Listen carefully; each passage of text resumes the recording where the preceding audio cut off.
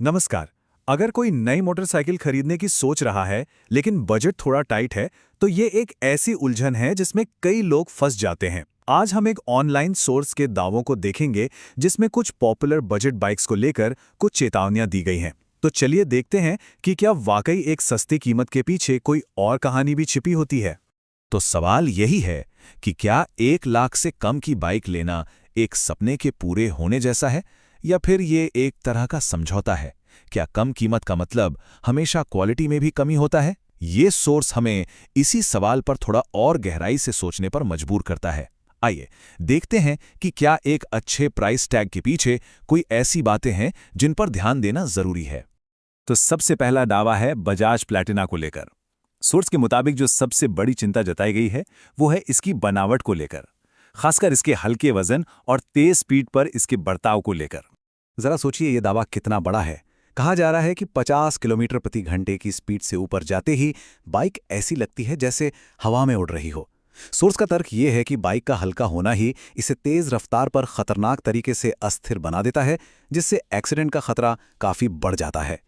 मतलब सोर्स यहां पर एक सीधी सीधी बात कह रहा है। बाइक की जो अत्यधिक हल्की बनावट है उसे सीधे सीधे स्पीड पर खराब स्थिरता से जोड़ा गया है। और इसका नतीजा क्या हो सकता है? दुर्घटना का बढ़ता जोखिम। कनेक्शन एकदम साफ बताया गया है। चलिए अब दूसरी बाइक की बात करते हैं, बजाज पल्सर 125। और यहां पर सोर्स का पूरा फोकस है इसके ब्रेकिंग सिस्टम पर। और ये कोई हल्की फुल्की आलोचना नहीं है, ये तो बहुत ही संगीन बात कह दी गई है। सोर्स का दावा है कि ब्रेकिंग सिस्टम की क्वालिटी सबसे खराब है और हालत यह है कि 20 किलोमीटर प्रति घंटे जैसी धीमी रफ्तार पर भी ब्रेक लगाने पर बाइक ठीक से नहीं रुकती। अब ये किसी भी राइडर के लिए एक बहुत बड़ी सेफ्टी की चिंता है। देखिए, सोर्स का जो इल्जाम है वो एकदम साफ है। प्रॉब्लम है ब्रेकिंग सिस्टम में, जिसे सबसे घटिया क्वालिटी का बताया गया है। और इसका नतीजा है अप्रभावी स्टॉपिंग पावर। सीधे सीधे शब्दों में कहें तो बाइक तब नहीं रुकती जब उसे रुकना चाहिए। अब आते हैं लिस्ट की तीसरी और आखिरी बाइक पर। एक ऐसी बाइक जो भारत में शायद सबसे ज्यादा बिकने वाली मोटरसाइकिलों में से एक है, हीरो स्प्लेंडर प्लस। यहां सोर्स की चिंता सेफ्टी या बनावट को लेकर उतनी नहीं है जितनी कि परफॉर्मेंस को लेकर है। अब यहां कहानी में एक मजेदार मोड़ आता है। सुरूस स्प्लेंडर प्लस को सीधे सीधे खारिज नहीं कर रहा, बल्कि वो ये भी मानता है कि बाइक में बहुत कुछ अच्छा है। लेकिन सुरूस का तर्क ये है कि बात जब परफॉर्मेंस की आती है तो वहां ये बाइक निराश करती है। तो इस दावे में ना एक बारीकी है। बाइक की ओवरऑल बनावट की तो तारीफ की गई है, लेकिन इसकी परफॉर्मेंस को एक बड़ी कमी के तौर पे दिखाया गया है। मतलब सोर्स एक तरह से ये कह रहा है कि एक अच्छी खासी बनी बनाई बाइक तो मिल जाती है, लेकिन पावर के साथ समझौता करना पड़ता है।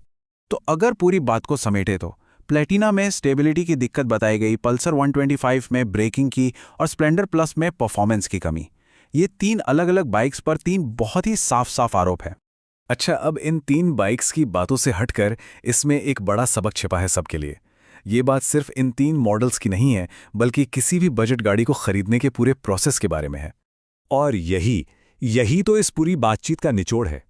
ये सोर्स हमें याद दिलाता है कि किसी भी गाड़ी को परखते वक्त कीमत से आगे देखना कितना जरूरी है।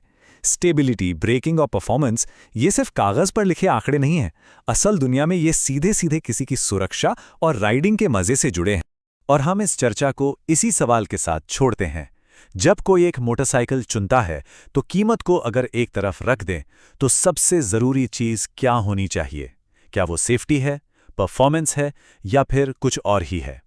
ये हर किसी का अपना फैसला होता है, लेकिन हां, ये एक सोचा समझा फैसला जरूर होना चाहिए।